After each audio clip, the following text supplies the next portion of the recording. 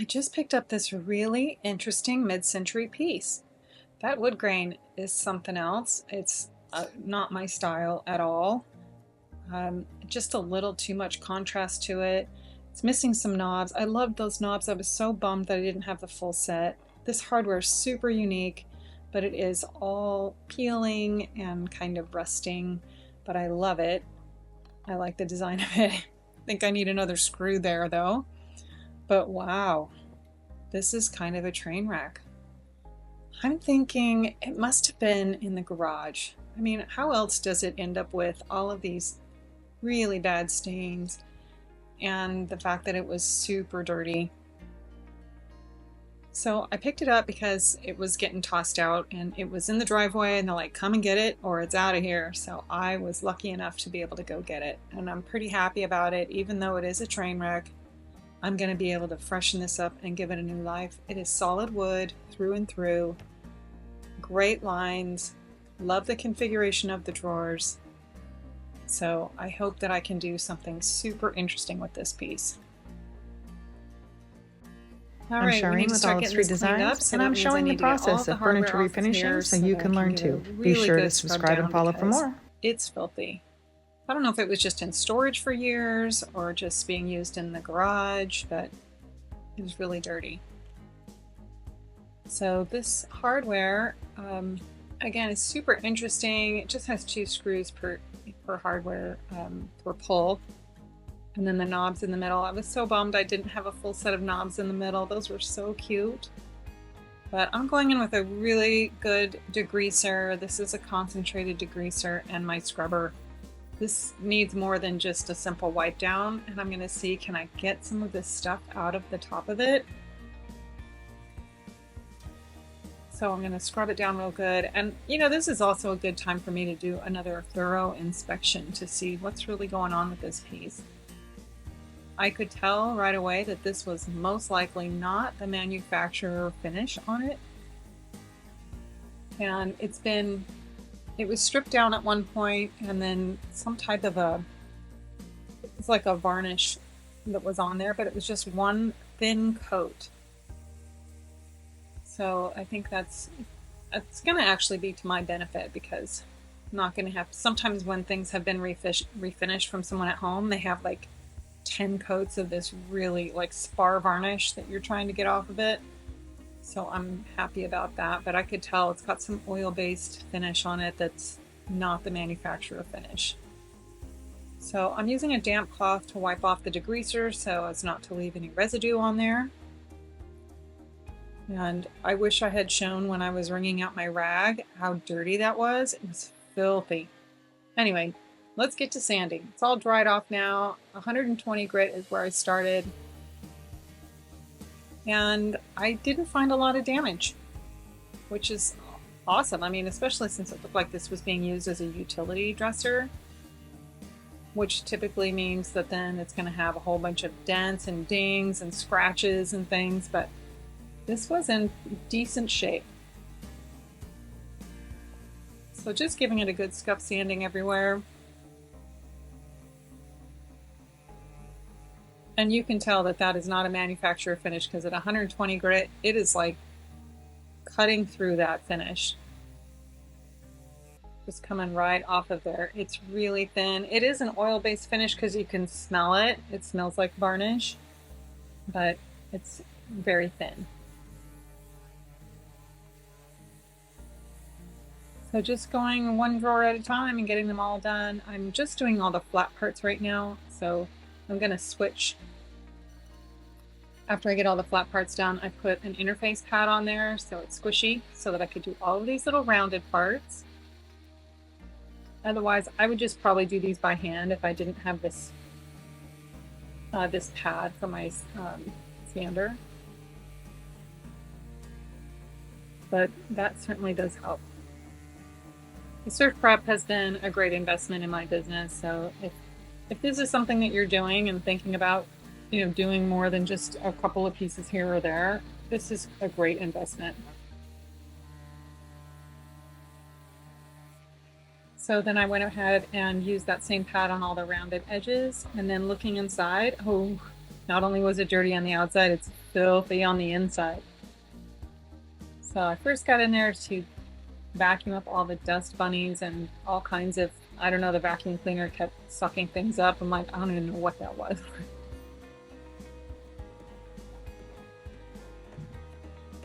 So just continuing to vacuum everything up. This brush helps to just get more dust out of there.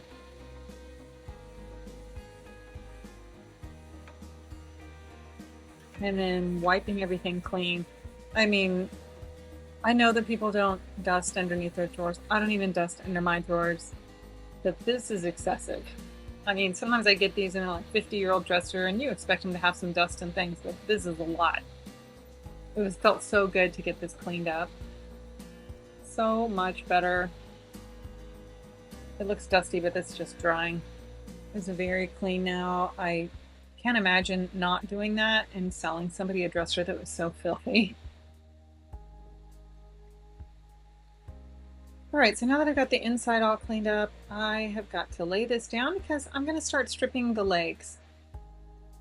I'm still putting together a plan for this dresser, but I think what I'm going to do is strip and restain the legs. And of course, clean underneath. I find lots of more dust bunnies, but then usually spider webs and sometimes spiders. So I gotta clean underneath there. I have brought home black widows too. Okay, time to sand the legs. I'm just gonna strip them down to bare wood. Again, the rest of the dresser has a really heavy grain pattern to it that I don't love. So it's not the type of grain that I would think, oh, this is beautiful grain and I want to strip it and do a tan wash or stain it. I think it's just, it didn't seem to fit the piece. You know, these are, modern furniture to me is very streamlined and simple, and that super busy heavy grain just didn't seem to fit with the piece. These legs didn't have that same heavy grain. But I'm going to use this wood pate because there was a void in one of the legs. It looked like it was probably from where there was an old knot in the wood and it just sort of came apart. So just filling that in. I love this wood filler. It dries super hard. And then here's another little split in the leg. This is not affecting the structural integrity of the leg. It's just something that's more cosmetic. But I'm going to inject some wood glue in there. And I overfill it a little bit so that when I press on it, the glue sort of gushes out a little bit. Then I know that there is enough glue in there. Put some tape on there and let that set.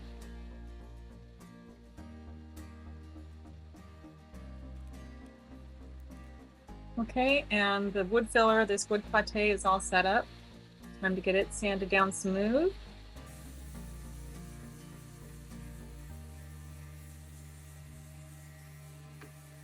And then I started discovering that all the drawers had stain and the varnish and things just kind of everywhere. So I decided to just sand everything. Sand the inside of the drawers, outside of the drawers. The outside of the drawers had stain all over them, but I think that was manufacturer stain because it was sprayed on. But they just needed to be cleaned up. So I ended up having to pretty much sand inside, outside, upside down of all the drawers. Because see, that was just like a spray. I don't know if somebody was just testing an area and they sprayed the side of the drawer, but everything was just messy. So I spent a lot of time getting these drawers all cleaned up. And the wood is super dry. So you can see the dust just coming off there. And I have this hooked up to the vacuum and it's still just dust going everywhere.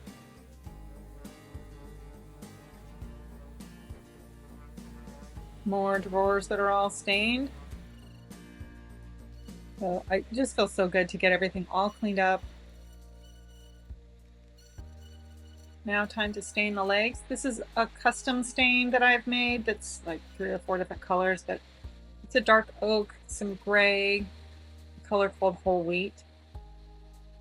So I didn't want them to be too brown or too orangey, so this is sort of a good in-between alternative that hopefully matches a lot of different things in people's households. I think it's more of a chameleon color, so if you do something too brown then it may not fit in, but this would even go good with some natural wood. So time to get everything all cleaned up while that stain is setting up. Lots to clean. Sand everywhere. This is later that evening after everything dried really well. I'm doing some top coat, and I have my top coat tinted with the same color just to, I feel like it just enhances the color once you put the tinted top coat on. It's funny how we're doing these kind of things, we just have to sometimes stand on our heads, like almost literally. Because how many different ways can I move this dresser around so that I can get up underneath and see? And so we're doing like Twister, but get all the spots. And the next day, once that was completely dry, I'm taping it all off. This is almost prepped and ready.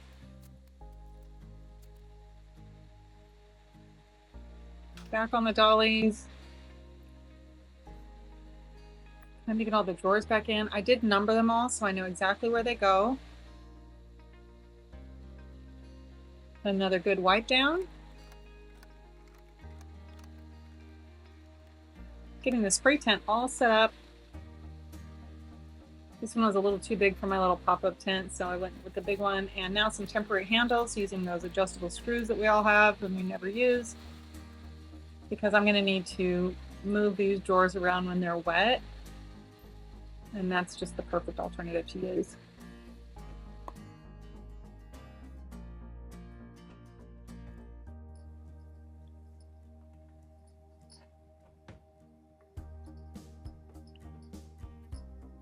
Okay, time to prepare my primer. I'm using Stix primer. I did get it tinted gray. I do that at the paint store. And because I have a gallon, I just scoop it out of there, because if you keep pouring out of it, a little here, a little there, it just gums up the edge. So I use a scoop out of my protein powder. I added a little bit of water to it to thin it because it is quite thick. I can't spray it that thick. And now we are ready to go. Time to prime, which begins this transformation. I'm super excited. I think I went back and forth with colors. Colors are always the hardest thing. Well, not always. So sometimes a piece will just speak to me and it'll be like, hey, I really feel like I need to be black or blue or something, or I'm a piece that wants to be wood, you know. But this one, I went back and forth a little bit, and then when I landed on a color, I was like, that was it. I know it. So I actually mixed a custom color. Look at that primer going on there. Just love spraying it. Set up my fan. It's got to dry for a while. Be sure to sand after your primer coat. This is super important. This is what helps to create that super buttery smooth finish. And now I'm just got a piece of cardboard, just testing my settings before I get started here. Let's see, I'm making some adjustments. I want to make sure my flow is correct. I want the spray pattern to be correct. And I mixed up this color. So this is a custom Olive Street Designs color. I don't even know what the formula was because I probably mixed like 5 different things to get to this.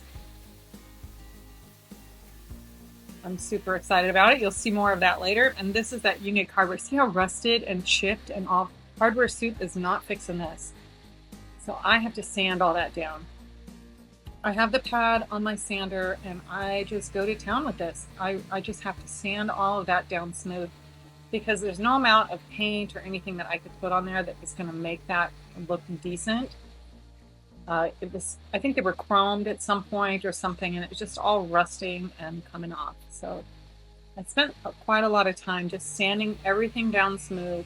This also is a nice way to scuff everything up since I am going to paint these. It will help with the adhesion of the paint, just like when you scuff your furniture before you prime it. And then I have some little vintage knobs. Since I didn't have all of the original knobs, which I'm upset about, I went ahead and found some vintage knobs and I got those all scuffed up. Going in, this is my favorite gold, and I'm doing something gold. So I do multiple coats of this, and then I do follow up with a clear coat just to set everything. I want to make sure they're super durable. And the clear coat sort of it tones down the gold just a little bit, so it's not quite so bright. I'm going to take out all the drawers, and I do this in between coats, so I've only had one coat of paint, and I'm going to touch all of those areas up. So that's just where the lip of the drawer sits against the cabinet. Go in there and fix all of that. I get lots of questions about why I paint with the drawers in place. You know, it's like, why do you paint with the drawers in place if you have to go back and do all this touch up? Well, as you can see, the inside of my cabinet is spotless. Now that I have that all cleaned up, there is no overspray that's going to happen inside that cabinet. That means no overspray on all the drawer tracks. Keeps everything super clean inside. My lines will all be straight. And then all I have to do is go in and touch up the top of this drawer. I am using a paint that has primer in it, so I'm not having to go back and prime and then paint. So this is a really high quality paint. And then as I was touching at the bottom of that drawer, I see the I Love Johnny Bari. Johnny must have been special. He ended up on drawer number 7. So second coat of paint going on here. Let all of that set. And then this is top coat. My favorite part when I get to this, because it's like I'm right there. I love spraying top coat. It's just beautiful once it's all done. Yes, love that. All right, time to line some drawers. I measure everything. Measure twice, cut once. Actually, I have to measure twice, cut twice, because I have to cut both edges.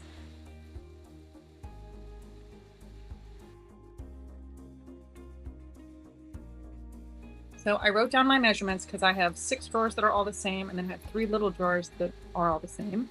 I dry fit it, make sure everything fits well, clean my drawer really well. I wiped everything down, but it's amazing how much dust still stays. And a big paintbrush really works the best. You think you have it all clean, and lo and behold, what do you find? These.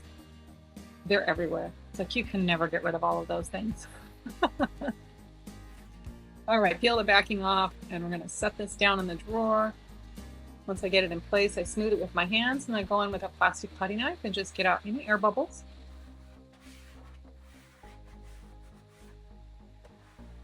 And this is going to just be rinse and repeat. So I have to do the same thing for 5 more drawers. Now that I have that one in, and I'm going, okay, I know that everything fits great with that. I'm going to just continue to cut them all. Now I've got 5 more cut. So this just becomes an assembly line of drawer liners.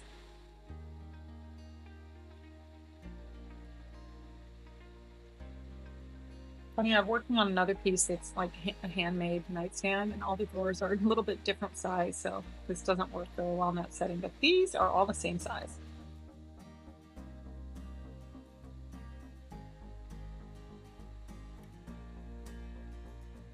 All right, now I'm moving on to the center drawers. Again, different measurements there,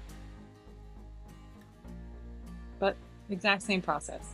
So I just measure them out, I cut them, set them in the drawer, smooth them out, off we go.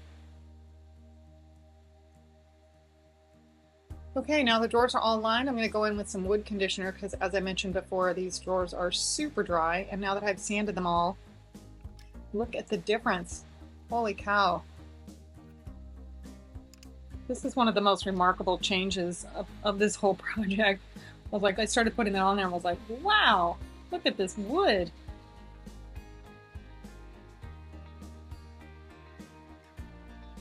So this is a wood conditioner that has beeswax in it, has some oils in it. But look at the dovetails. I mean, it's like a whole different piece of wood. Look at the before and then the after. Yeah, lovely. Time to put the hardware back on.